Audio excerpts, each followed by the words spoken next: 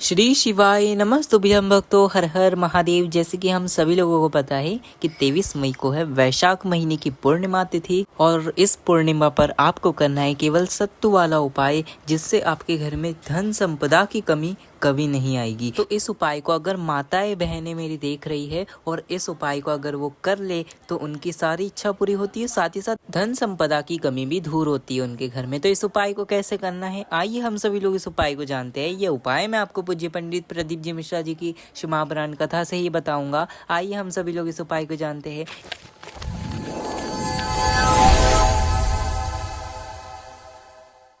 इस उपाय को कैसे करोगे, आपको जरूरत पड़ेगी सत्तू की, है ना। जो आपको स्क्रीन पर दिख रहा है सत्तू, इसी प्रकार से आप सत्तू कहीं से भी, यानी कि मार्केट में तो आपको आराम से मिल जाएगा सत्तू। गर्मी का समय चल रहा है, वैशाख महीना चल रहा है, तो आप मार्केट में जाकर आराम से लेकर आ सकते हो, है ना। सत्तू ले आओ, या आपको सत्तू मार्केट में नहीं मिल रहा हो तो आप अपने घर पर भी बना सकते हो, है ना। सत्तू आपके घर के बड़ों को बनाना अवश्य आता होगा, सत्तू बना लेंगे घर पर, और नहीं हो तो मार्केट से ले आएंगे, है ना। और एक लेंगे खाली कटोरी, उसी के अंदर ही सत्तू को हम भर लेंगे। जो हमारे पास सत्तू है, हम उस सत्तू को कटोरी के अंदर भर लेंगे, है ना। उस कटोरी के अंदर भर लो। आप चाहो तो पानी में घोलकर, जैसे सत्तू खाते हैं आप, जैसे खाते हो उसी प्रकार से सत्तू आप ले सकते हो उस कटोरी में, है ना। सत्तू ले लीजिए, साथ ही साथ ले लीजिए एक बेलपत्र, है ना, जो कहीं से कटी फिटी ना हो, सुंदर सी बेलपत्र हो। बेलपत्र लेंगे, नहीं हो तो फिर आप रहने दीजिए बेलपत्र को।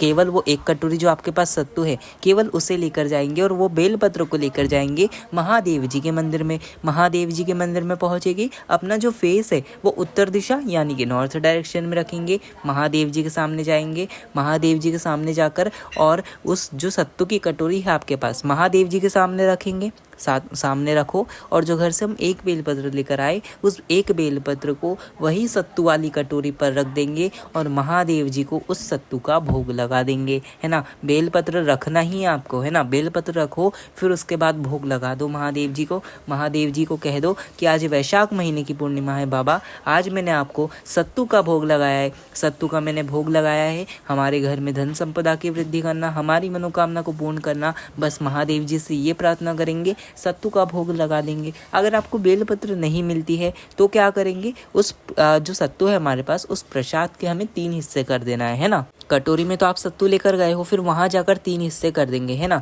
तीनों हिस्से कर देंगे, क्योंकि महादेव जी को हम क्या करते हैं, जब भी भोग लगाते हैं महादेव जी को, तो उस भोग पर हमें बेलपत्र रख देना चाहिए, या फिर हमें उसके 3 हिस्से कर देने चाहिए, है ना। ऐसे महादेव जी को भोग लगा कर आएंगे और बस महादेव जी से प्रार्थना करेंगे। बस ऐसे भोग लगाकर महादेव जी से प्रार्थना कर कर वापस अपने घर पर आ जाएंगे। केवल इस पूर्णिमा पर उपाय करिए, महादेव जी आपके घर में धन संपदा का भंडार भरना शुरू कर देंगे। अगर आप मंदिर में जाकर भोग नहीं लगा सकते महादेव जी के, तो किसी भी गरीब व्यक्ति को या फिर किसी को भी सत्तू का दान कर दीजिए। आपके घर में कोई आए उसे सत्तू खिला दीजिए, या फिर खुद ही सत्तू खा लीजिए, या फिर किसी को भी सत्तू खिलाइए, है ना। बस इतना भी कर लीजिए तो महादेव जी आपके घर में धन संपदा की वृद्धि करेंगे, महादेव जी आपसे प्रसन्न होंगे, है ना। तो इस उपाय को आप लोग वैशाख पूर्णिमा पर अवश्य करें। तो ये था गुरु जी का पहला उपाय, जो कि आज की इस वीडियो में हम सभी लोगों ने जाना। अब जानेंगे हम सभी लोग गुरु जी का दूसरा उपाय, है ना, जो कि आपकी मनोकामना के लिए होने वाला है।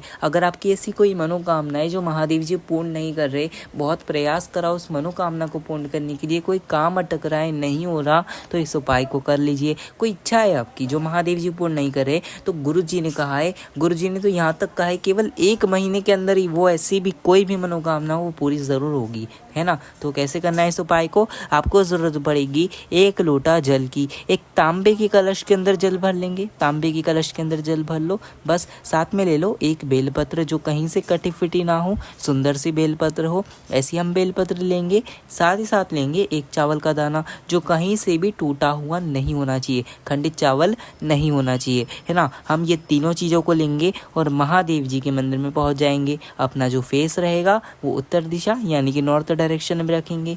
महादेव जी के सामने जाकर बैठ जाएंगे। जो घर से हम 1 चावल का दाना दाना लेकर आए। उस एक चावल के दाने को महादेव जी के शिवलिंग पर चंद्रमौली महादेव जी का नाम लेते हुए, कौन से महादेव जी है, चंद्रमौली महादेव जी का नाम लेकर और अपनी जो भी मनोकामना है वो सब कहते हुए समर्पित कर देंगे वो चावल के दाने को। चावल के दाने को समर्पित करने के बाद जो घर से हम एक बेलपत्र लेकर आए हैं, उस एक बेलपत्र को भी महादेव जी के शिवलिंग पर जो हमने चावल का दाना चढ़ाया था उसी चावल के दाने के ऊपर वो बेलपत्र को रखेंगे और महादेव जी से अपनी मनोकामना, साथ ही साथ चंद्रमौली महादेव जी का नाम लेंगे। कौन से महादेव जी हैं, चंद्रमौली महादेव जी का नाम लेंगे, बेलपत्र को समर्पित करेंगे और जो बेलपत्र की डंडी होगी वो आपकी ओर होनी चाहिए, पत्ती का मुख आपके सामने की ओर होना चाहिए, है ना। ऐसे बेलपत्र को समर्पित कर देंगे। फिर उसी के ऊपर जो मैंने आपको 1 लोटा जल बताया था वो 1 लोटे जल को अपनी कामना कहते हुए, चंद्रमौली महादेव जी का ही नाम लेते हुए बेलपत्र को समर्पित कर देंगे, जल को समर्पित कर देंगे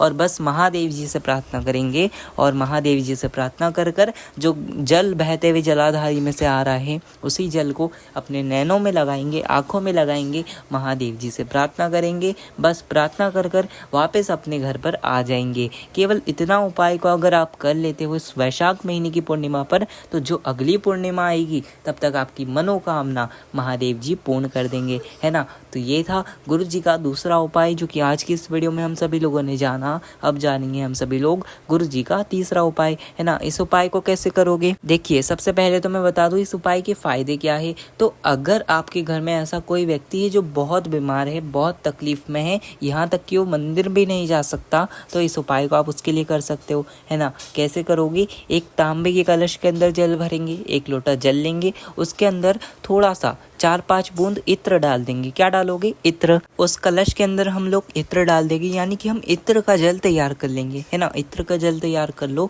और इस जल को ले जाकर महादेव जी के शिवलिंग पर उसी व्यक्ति का नाम गोत्र बोलते हुए या उस व्यक्ति का स्पर्श करा लेना है ना। उस व्यक्ति का स्पर्श करा लो और नाम और गोत्र बोलकर महादेव जी के शिवलिंग पर उत्तर की ओर मुख कर कर समर्पित कर दो। बस समर्पित कर दो। महादेव जी से उस व्यक्ति की प्रार्थना कर लो कि बस ये व्यक्ति जल्द से जल्द ठीक हो। महादेव जी से ये प्रार्थना करेंगे। केवल 5 से 7 दिन इस उपाय को करेंगे। जो व्यक्ति बीमार होगा, जो बहुत तकलीफ में होगा, उसकी बीमारी समाप्त होगी, है ना। तो ये था गुरु जी का तीसरा उपाय जो कि आज की इस वीडियो में हम सभी लोगों ने जाना। अब जानेंगे हम सभी लोग गुरु जी का चौथा उपाय। गुरु जी ने यहाँ तक कहा है कि आपके घर में कोई ऐसा व्यापार है जो चलता ही नहीं है, कोई नौकरी में आपको उन्नति नहीं मिल रही, कोई धन संपदा की बहुत कमी हो रही है, तो आपको इस उपाय को करना चाहिए, है ना। कैसे करोगे, आपको जरूरत पड़ेगी एक मिट्टी के पात्र की। एक मिट्टी का कलश लेना, उसके अंदर अपने घर से जल भर लेना। जल भर लो और जल भरकर बस उसी जल को वापस हम तांबे के कलश के अंदर ले लेंगे। तांबे के कलश के अंदर ले लो और उसके अंदर एक बेलपत्र डाल लो। बेलपत्र नहीं हो तो कोई बात नहीं, बेलपत्र नहीं डालना है तो फिर अपने पूरे परिवार में जितने भी सदस्य रहते हैं, जितने भी लोग रहते हैं, उनका स्पर्श करा लेंगे उस जल को, है ना। उस जल का स्पर्श करा लेंगे और बस स्पर्श कराकर अपने घर में घूमकर महादेव जी के मंदिर में जाएंगे। अपना जो फेस है वो उत्तर दिशा यानी कि नॉर्थ डायरेक्शन में रखेंगे। महादेव जी को ये अपनी कामना कहते हुए, यानी कि पूरे परिवार की कामना कहना है कि हमारे घर में धन संपदा की वृद्धि करो महादेव जी, और जो भी कमी है हमारे घर में, हमारा ये सपना है, घर का सपना है, कोई चीज़ का आपके घर में सपना है और वो सपना आप महादेव जी से पूर्ण कराना चाहते हो, तो बस वही सब मनोकामना कहते हुए महादेव जी के शिवलिंग पर वो जल को समर्पित करेंगे। बस जल समर्पित कर कर महादेव जी से प्रार्थना कर कर वापस अपने घर पर आ जाएंगे। केवल इतना उपाय करिए, जो मन की कामना होगी, जो भी परिवार की मनोकामना होगी वो अवश्य पूर्ण होगी। तो बस यही था गुरु जी का उपाय जो कि आज की इस वीडियो में मैंने आप सभी को बताया। अगर आपको कुछ नहीं समझ आया हो तो कमेंट में पूछना, मैं आपको कमेंट में अवश्य बताऊंगा। आज की इस वीडियो में इतना ही। श्री शिवाय नमस्तुभ्यम। हर हर